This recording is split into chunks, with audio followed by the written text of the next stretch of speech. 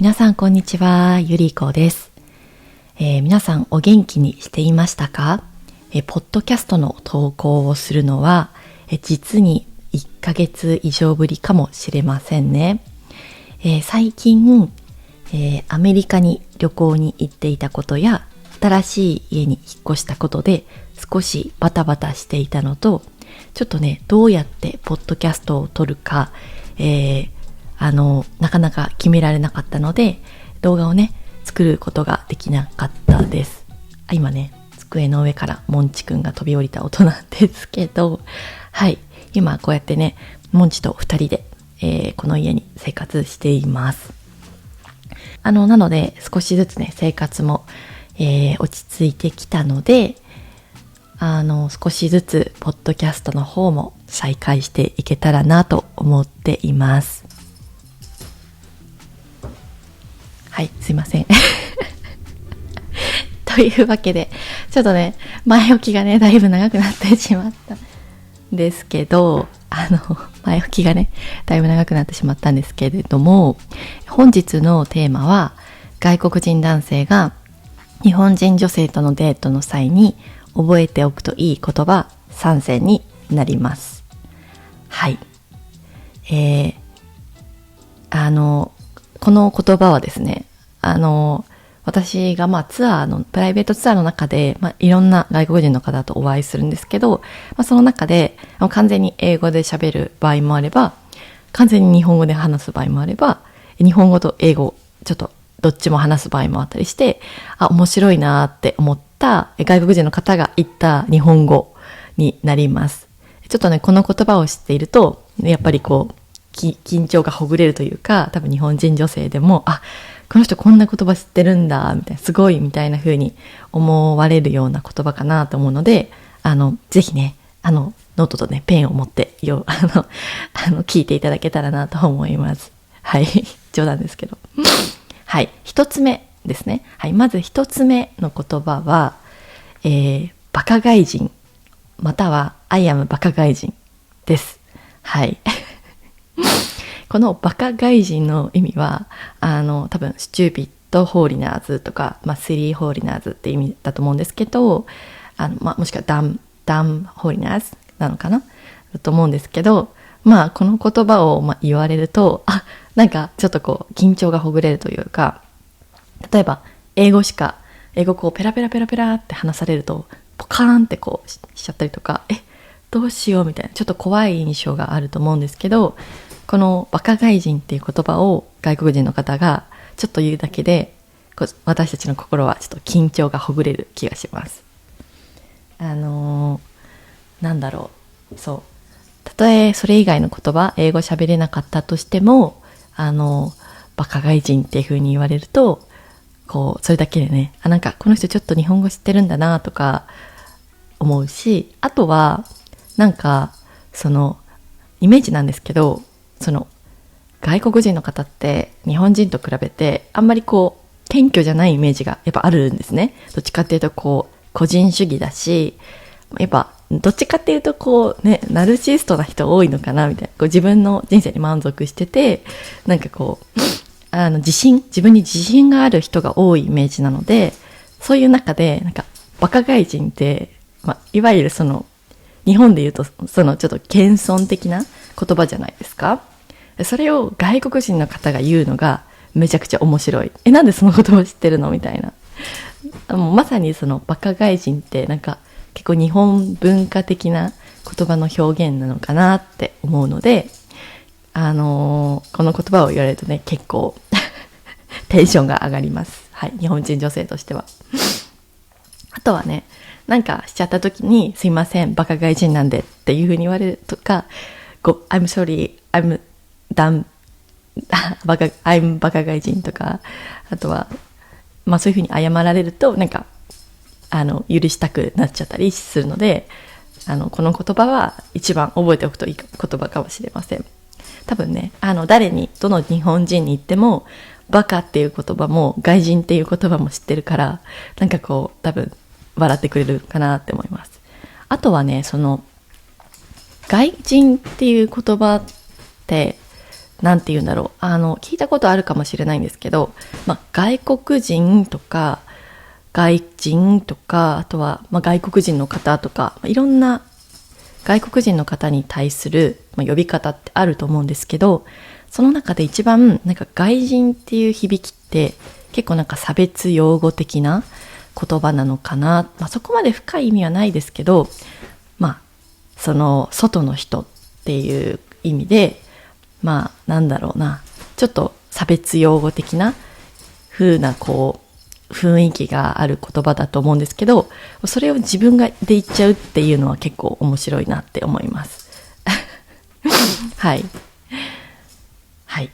なので、一つ目はバカ外人です。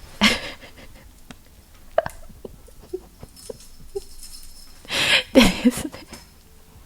続いて、二つ目ですね。二つ目は、めっちゃ〇〇です。例えば、このお茶飲んだ時に、めっちゃテイスティーとか、めっちゃデリシャスとか、めっちゃグッドとか、なんか、普通英語だったら so good とかって言うと思うんですけど、それをなんかめっちゃって言うと、なんかそれだけで、めっちゃって意味はそうみたいな意味とか、めっちゃ、そうだね、so good とか so nice とか、そういう感じだと思うんですけど、それをね、めっちゃっていうだけで、ちょっとなんか、可愛い雰囲気になる気がします。なんか so good って言うとなんかちょっとね、敷居高い外国の人っていうイメージあるんですけど、ちょっとでもめっちゃとか言ってくれたら、なんかなんて言うんだろう。一緒にね、過ごしていて、少し気が抜けるというか、この人ちょっと日本語知ってるんだ、嬉しいな、みたいな気持ちになるような気がします。はい。そうですね。だから本当に日本語全然知らない人とかでも、めっちゃ、なんとか、みたいな風に、英語でもいいと思うんですけど、言ってくれると、なんか、この人ちょっと日本語わかるんだなみたいな、ちょっとね安心感がある気がします。不思議ですよね。なんか日本語ってやっぱりなんて言うんだろう、ちょっと可愛らしい響きがあるというか、音が母音が多い言語なので、すごくね、なんかすごくね、なんていうか、優しい響きのある言葉なのかなっていうのは、なんとなく皆さんと話していたりとかする中で、あとは他のアジアの言語と比べる中で感じたりしますね。ただね、なんか私の中で英語かっこいいっていうイメージがあって、私は自分が英語を喋るときかっこいいっていうふうに思ってたんですけど、なんか私の英語はなんかちょっと可愛らしく聞こえてしまうって聞いて、かっこよく聞こえないんだみたいなショックでしたなんでだろうあとね、時々あなたは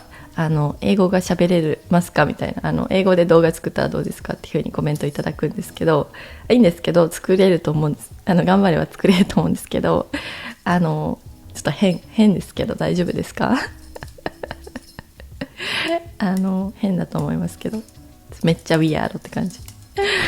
それで、そうですね。はい。で、ちょっと話戻るんですけど、なので2つ目は、めっちゃ〇〇みたいな。めっちゃブラブラみたいな感じの、めっちゃを結構ね、使うと、デート楽しくなるのかなって思います。で、3つ目が、3つ目、これ、言葉じゃないんですけど、3つ目は、形容詞というか、嬉しい感情を表す形容詞っていうところで、例えば、美味しい、あとは楽しい、美味しい、楽しい、あと嬉しい、あとなんかあるかな、かわいい、あと、最高とか、自分の楽しい気持ちとか嬉しい気持ちとか美味しい気持ちとか、そういう気持ちを表す形容詞を、少しでも知ってると、なんだろう、いいのかなって思います。なんかあった時にI'm so happy とかっていう風に言われても、いいと思うんですけど、仮にこれがデートだと、英語があんまりわからない人とのデートだとしたら、ちょっと幸せとか、簡単な言葉何でもいいので、ポジティブな意味だけでいいと思います。別に、I'm tired みたいなのを、疲れたみたいなのをわざわざね、デートで言う必要ないと思うので、別に言ってもいいと思うけど、そんなにそれを覚えておく必要ないと思うので、ポジティブな単語、多分そんなに多くないと思うので、美味しい、楽しい、嬉しい、可愛いとか、幸せ、最高とか、ポジティブな感情を表す単語を少しでも知っておくと、デートがね、結構楽しくなるのかなって思います。はい。